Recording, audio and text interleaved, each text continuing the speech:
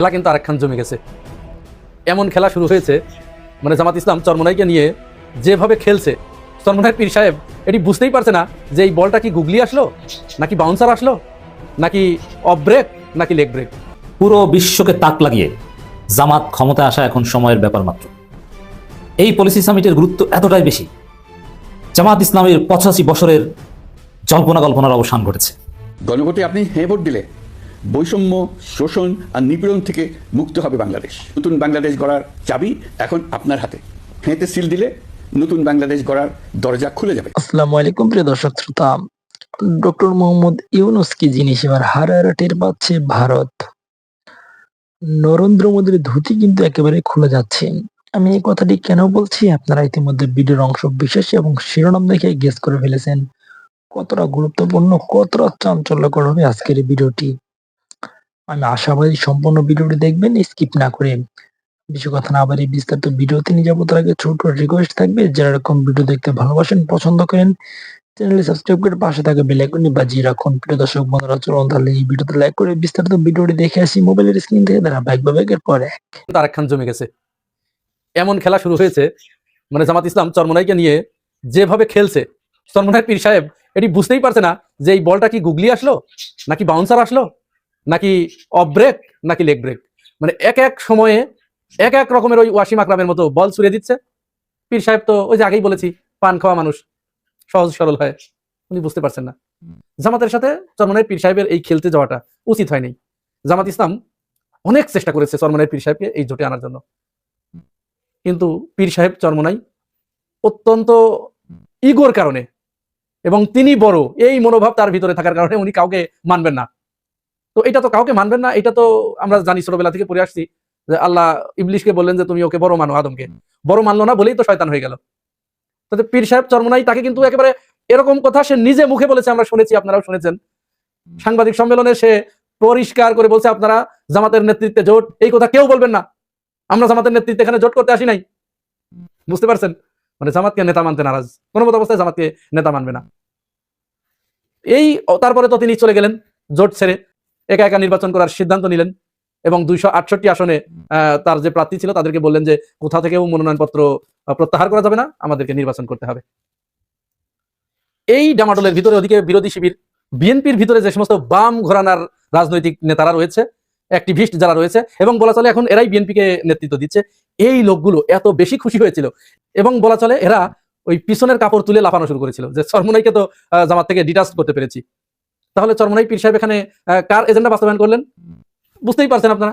সর্বশেষ মায়ের একটা খেলো জামাতের হাতে, এমন চপেটাঘাত খেলো পীর সাহেব। এখন এই চপেটাঘাত খাওয়ার পরে না পারছে এদিকে তাকাতে, না পারছে এদিকে তাকাতে, কিং কর্তব্য বিমূঢ় হয়ে গেছে। যেটা কি হলো তাহলে ঘটনাটা একটু খুলেই বলি আসুন। আপনারা জানেন যে জামাতের পক্ষ থেকে এই গতকাল ডক্টর সৈয়দ আব্দুল্লাহ মোহাম্মদ তাহের তিনি সাংবাদিকদের কাছে বললেন এক প্রশ্নের জবাবে যে বরিশাল 5 আসনে যেখানে মুফতি ফয়জুল করিম নির্বাচন করছেন যে আসন থেকে, এই আসনে আমরা কোনো প্রার্থী দেব না, জামাত কোনো প্রার্থী সেখানে দেবে না, মানে তার প্রার্থী প্রত্যাহার করে নেবে। জামাতের প্রার্থী কিন্তু সেখানে আছে, কিন্তু তাকে প্রত্যাহার করে নেবে। এইটা কোনোদিন কোনো রাজনৈতিক মহলে এটা দেখেছেন আপনারা? আমি দেখি নাই। আমি 1991 সালের থেকে রাজনীতি দেখে আসছি, বা ভোট কেন্দ্রে এই ভোট সংক্রান্ত বিষয়ে আমি জড়িত। আমি দেখি নাই কোনো রাজনৈতিক দলের অন্য একটি প্রতিপক্ষ যে কিনা প্রতি মুহূর্তে জামাতকে মুনাফেক, বেঈমান, কাফের, মুরতাদ, মওদুদিবাদ এগুলো ছাড়া কথা বলে না। সেই জামাতের নেতারা তাদের দেয়া একজন নিশ্চিত বিজয়ের একটা আসন, বরিশালে কিন্তু জামাতের খুব ভালো অবস্থান ওই বরিশাল 5 আসনে। আমি ওখানে আমার অনেক বন্ধু বান্ধব আছে, তাদের সাথে কথা বলেছি, তারা আমাকে এই কথা বলেছে যেখানে বরিশাল 5 আসন জামাত জয়লাভ করবে। তাহলে চরমোনাইয়ের পীর সাহেব ওই আসনে দাঁড়ানোর কারণে তিনি জোট থেকে চলে গেছেন, জামাতকে মুনাফেক বলে চলে গেছেন। সেইখানে জামাত ইসলাম ঘোষণা দিলেন যে তারা চরমোনাইয়ের পীর সাহেবের সম্মানের খাতিরে, তার সম্মান করার জন্য, তার ইজ্জত করার জন্য ওই আসন থেকে জামাতের প্রার্থী প্রত্যাহার করে নেবে। এটাকেই বলে রাজনীতি। হ্যাঁ, এখানে অবশ্য একটা ব্যাপার আছে। আর এই বিষয়টা কখন বললেন দেখুন, এই যে ক্লিপটি একটু দেখিয়ে আসুন আমরা, কি এখানে আছে। এর চেয়ে বড় মুনাফিক এবং ধোঁকাবাজ কোনটা দুনিয়াতে থাকতে পারে? জামাত সে তো আসলে শরিয়া বাস্তবায়ন কেন করবে? সে তো নিজেই শরিয়াত অনুযায়ী চলে না। তার লিডাররা অহরহ বিপন্ন মহিলাদের সাথে সব জায়গায় খোলামেলা। আশ্চর্য বিষয়, যে ব্যক্তি নিজেই শরিয়াত মানে না, সে শরিয়াত বাস্তবায়ন করতে পারে না। আমাদের সাথে 11 দলই ছিল, ইসলামী আন্দোলন ছিল। এই ঐক্য গঠনের ক্ষেত্রে ইসলামী আন্দোলনের অনেক ভূমিকা ছিল। আমরা তাদের সেই ভূমিকাকে শ্রদ্ধার সাথে স্মরণ করি। আমরা নির্বাচনে তাদের সফলতা কামনা করি। আমরা ইসলামী আন্দোলনের সম্মানে তাদের যিনি নায়েবে আমির আছেন তার আসনে আমরা কোনো ক্যান্ডিডেট না দেওয়ার সিদ্ধান্ত গ্রহণ করেছি। তাহলে এখানে আমরা কি দেখলাম? চরমোনাই যে সময় জামাতের উদ্দেশ্যে পাথর ছুঁড়ে মারছে, ঘৃণা ছুঁড়ে মারছে, ঠিক তার জবাবে জামাত ইসলাম সৈয়দ আব্দুল্লাহ মোহাম্মদ তাহের ফুল ছুঁড়ে দিলেন, তাকে ফুলের সুবাস তার দিকে ছিটিয়ে দিলেন যে তোমরা আমাদেরকে ঘৃণা করলেও আমরা তোমাদেরকে ভালোবাসি।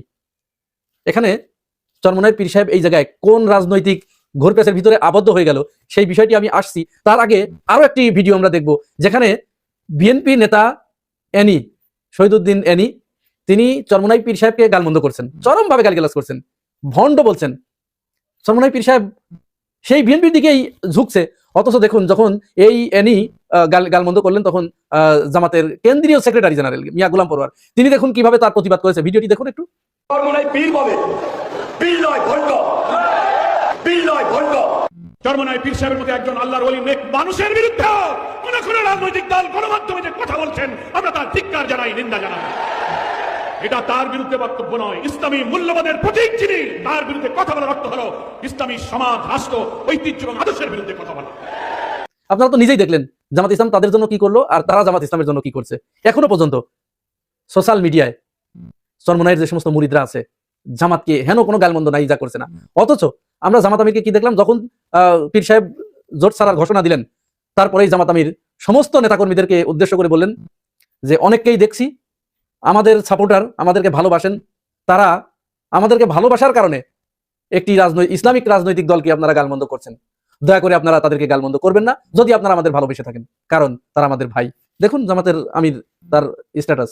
তাহলে এটি এই যে রাজনীতি, এই রাজনীতি কি আমরা স্বাধীনতার পরে দেখেছি বাংলাদেশে?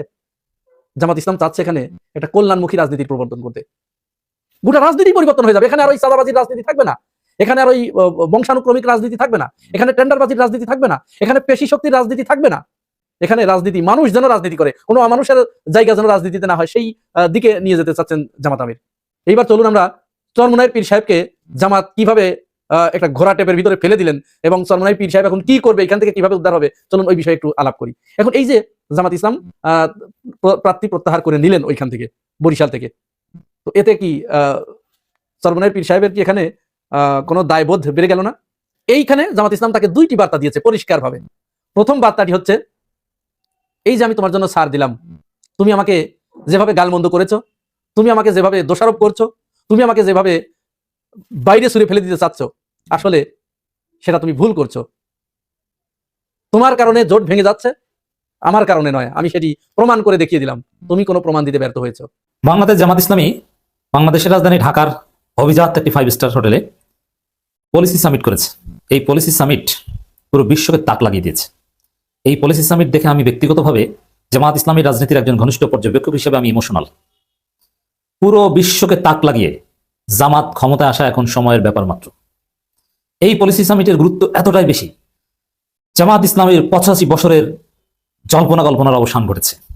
যে প্রশ্ন সবচেয়ে জলভাবে ছিল জামাত ইসলামের একামতে দিনের প্ল্যাটফর্ম ইসলামী আন্দোলন, তারা কি রাষ্ট্র পরিচালনা করতে পারবে?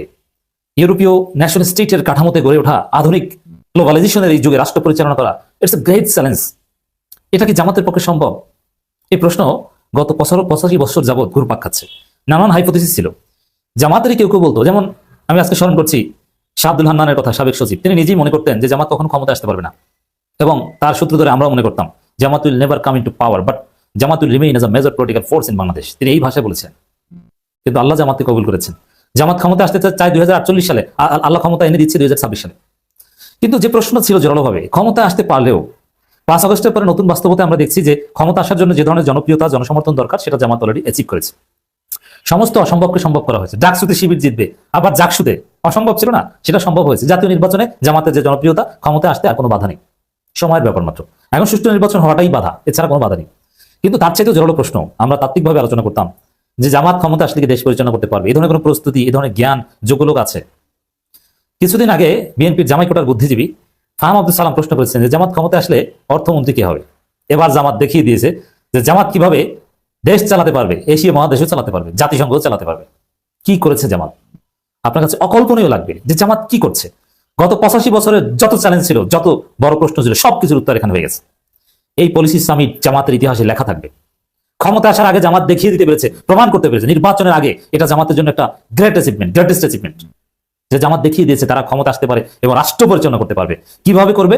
একদম রূপরেখা কমপ্লিটলি প্রেজেন্ট করেছে পুরো পৃথিবীর সামনে, নট অনলি টুয়ার্ডস বাংলাদেশ, সারা পৃথিবীকে দেখিয়ে দিয়েছে। দর্শক, আপনি চিন্তা করেন, জামাতের পলিসি সামিটে কারা ছিল না? যারা জামাতের প্রোগ্রামে থাকবে কেউ কোনোদিন কল্পনা করেনি, তারা থেকেছে।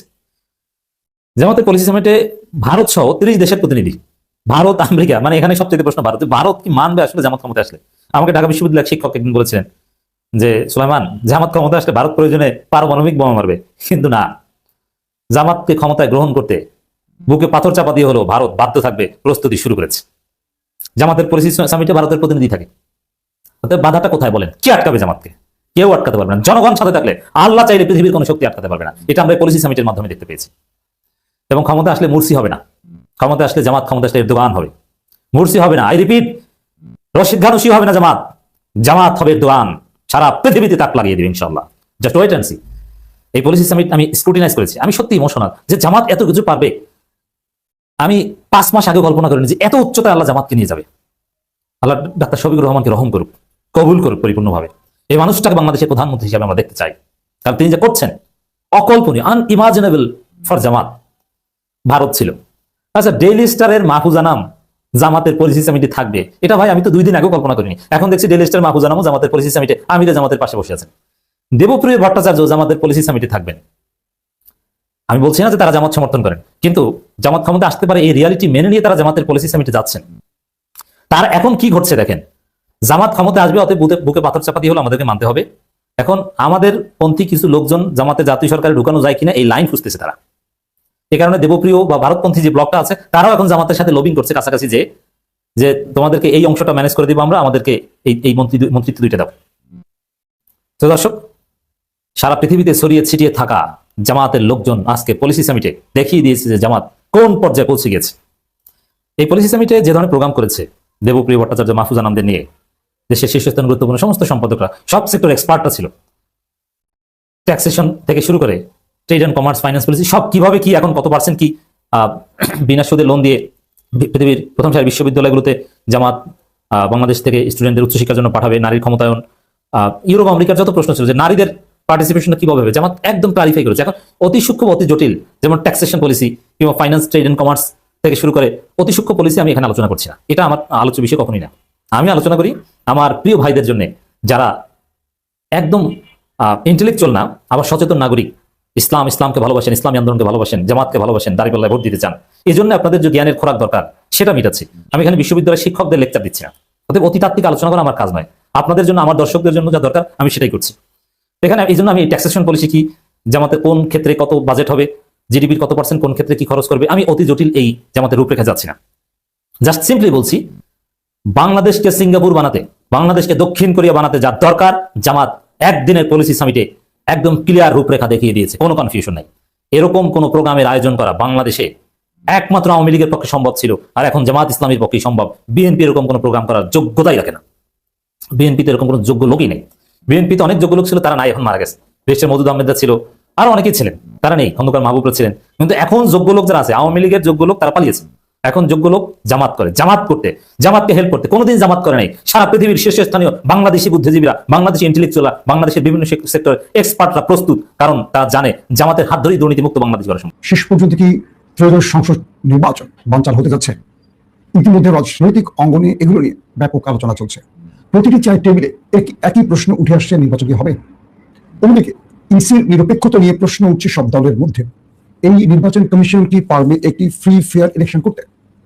পাশাপাশি জামাত এবং বিএনপি কোন বিভাগে কে কত আসন পেতে পারে, বিভিন্ন নিরপেক্ষ সংস্থার জরিপ কি বলছে, সেই জরিপের কিছু তথ্য তুলে ধরবো। কে কোন বিভাগে কেমন ফলাফল করতে পারে বা কত আসন পেতে পারে। প্রথমে আমি আসি নির্বাচন কমিশন প্রসঙ্গে। সম্প্রতি দেখলাম ছাত্রদল নির্বাচন কমিশন ঘেরাও করে আন্দোলন করেছে। এরপর আমরা দেখলাম আমাদের জুলাই বিপ্লবের অন্যতম নেতা আসিফ মাহমুদ সজীব ভুইয়া, তিনি গণমাধ্যমকে স্পষ্ট করে বলেছেন যে প্রক্রিয়া নির্বাচন পক্ষপাতিত্বের দিকে যাচ্ছে, তাতে করে এনসিপি নির্বাচনে যাবে কিনা এটার পুনর্মূল্যায়ন করতে পারে, পুনর্বিবেচনা করতে পারে, অর্থাৎ তারা নির্বাচনে নাও যেতে পারে। এবং একইভাবে ইসির দিকে পক্ষপাতিত্বের অভিযোগ তুলেছে জামায়াত, পাশাপাশি বিএনপি। যদি ছোট্ট একটি ঘটনা দিয়ে উল্লেখ করতে চাই, গত রবিবার আমরা কি দেখলাম? নির্বাচন কমিশনে আপিল শুনানি চলছে। আমরা ইতিমধ্যে দেখলাম যে বেশ কজন হেভিয়েট প্রার্থী তারা বিভিন্নভাবে ঋণ খেলাপি হওয়া সত্ত্বেও নির্বাচনের বৈতরণীতে টিকে গেছে। অর্থাৎ রাষ্ট্রীয় নিয়ম অনুযায়ী কোনো আইন প্রণেতা বাছাইয়ের ক্ষেত্রে, অর্থাৎ মনোনয়ন চূড়ান্তের ক্ষেত্রে ঋণ খেলাপি হওয়া যাবে না। কিন্তু আমাদের রাজনৈতিক নেতা যারা আওয়ামী লীগ, বিএনপি বা যে দলেরই হোক, যারা রাজনীতি করে তারা প্রত্যেকেই মোটামুটি ঋণ খেলাপি বলা যায়।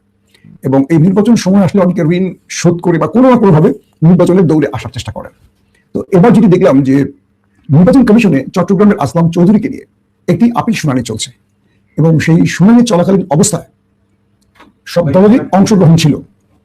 হঠাৎ করে আমরা দেখলাম যে নির্বাচন কমিশন 10 থেকে 15 মিনিটের একটা বিরতি ঘোষণা দিলেন যে আপিল শুনানি চলছে, 15 মিনিটের একটা বিরতি।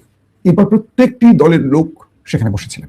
পাক্কা 1.5 ঘন্টা পর আবারও আপিল শুনানি চলে। প্রথমে যে নির্বাচন কমিশন আসলাম চৌধুরীর মনোনয়ন বাতিল করলেন, অযোগ্য ঘোষণা করলেন, ঠিক বিরতির পর আমরা দেখলাম দুই বিচারপতির মধ্যে কানে ফিস করে কথা শেষে সেই প্রার্থীতা আবার পুনর্বহাল হয়ে গেল, টিকে গেল, বৈধতা পেয়ে গেল। প্রশ্ন হলো কি করে?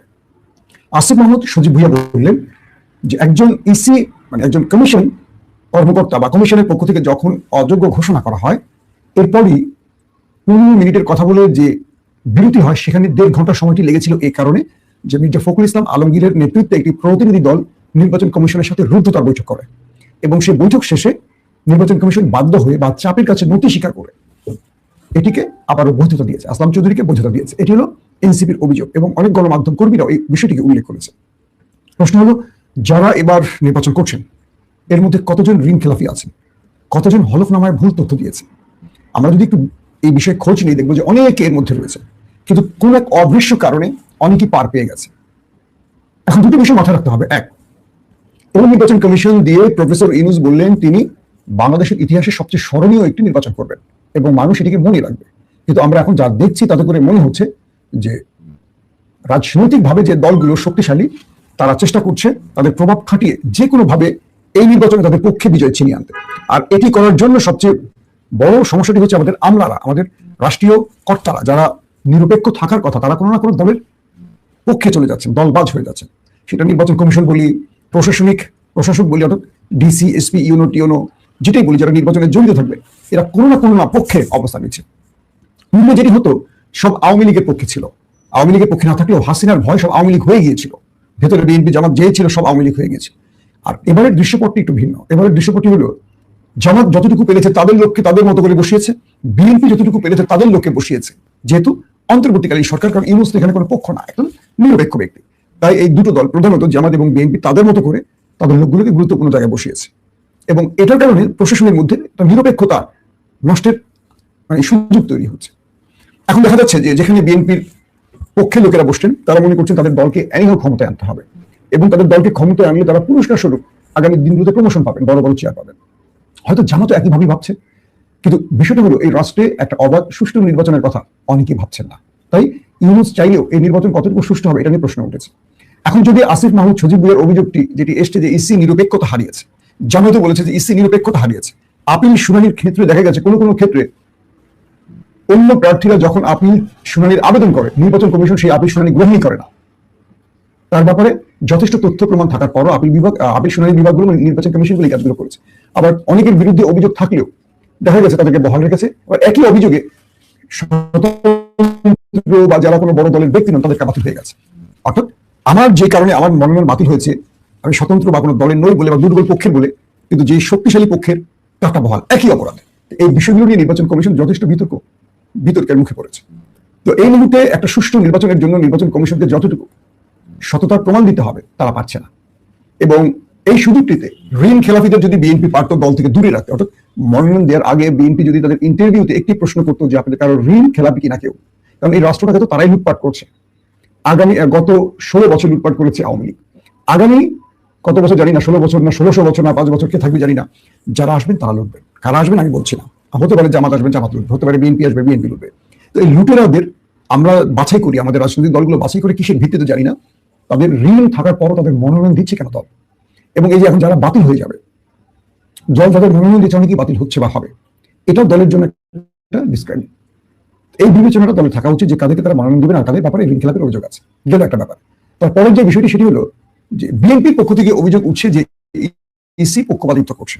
কি সেটা? পোস্টাল ভোটার বাহরাইন এবং সৌদি আরব নিয়ে কিছু অভিযোগ এসছে যে সেখানে যে কি বলে ভোটারের যে মানে ভোটার আমি কি বলি যে ভোটদানের যে কাগজটি ব্যালট সেটি পাঠানো হয়েছে, সেটি নাকি কোনো একটি রাজনৈতিক দলের ঘরে পাওয়া গেছে।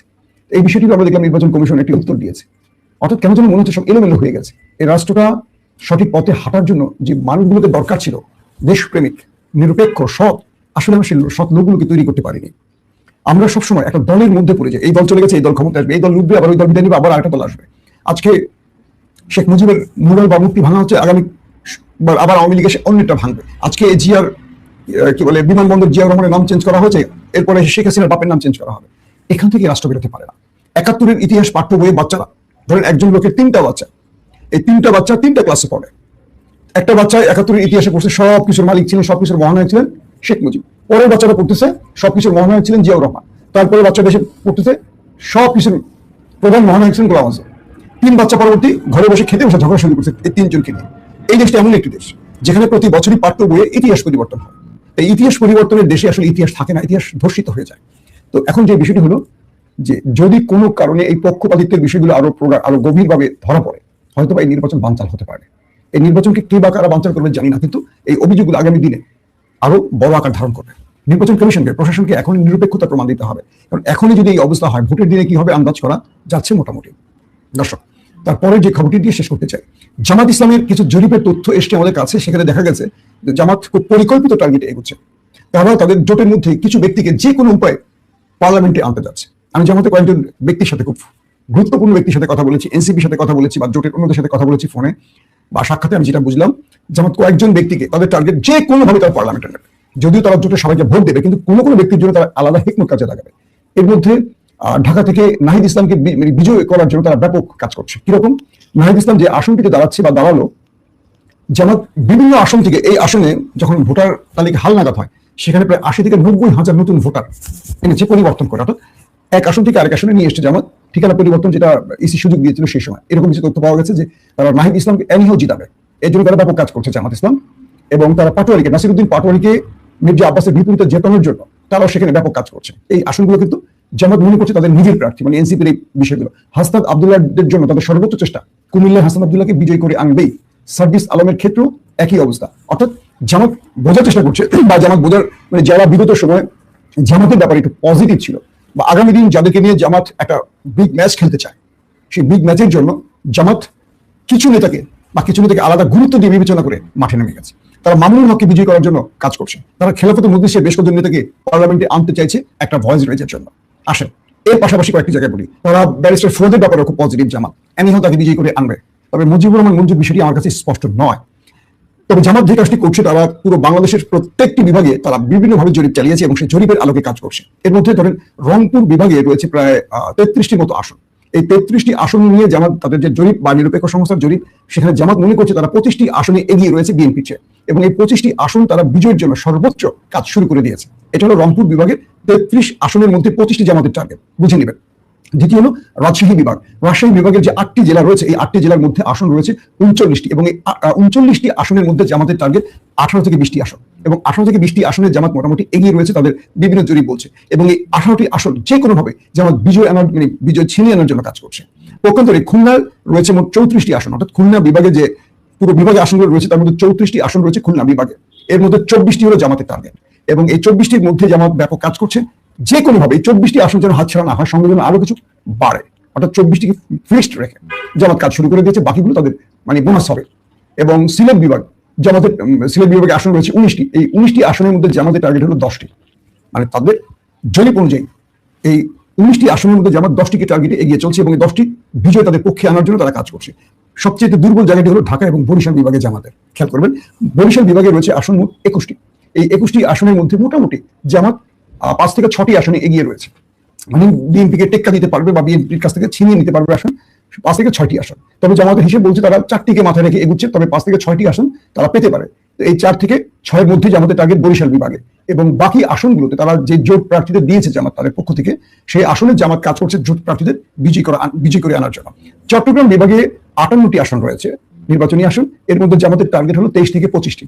আবার বলছি, চট্টগ্রামের যে 58টি আসন রয়েছে জামাতের টার্গেট 23 থেকে 25টি, এবং এই 23 থেকে 25টিতে জামাত এগিয়ে রয়েছে বিএনপি চেয়ে, এমন তাদের কাছে তথ্য আছে। প্রিয় দেশবাসী, শুরু থেকে শেষ পর্যন্ত যারা এই ভিডিওটি দেখেছেন সকলকে জানাই অসংখ্য অসংখ্য ধন্যবাদ।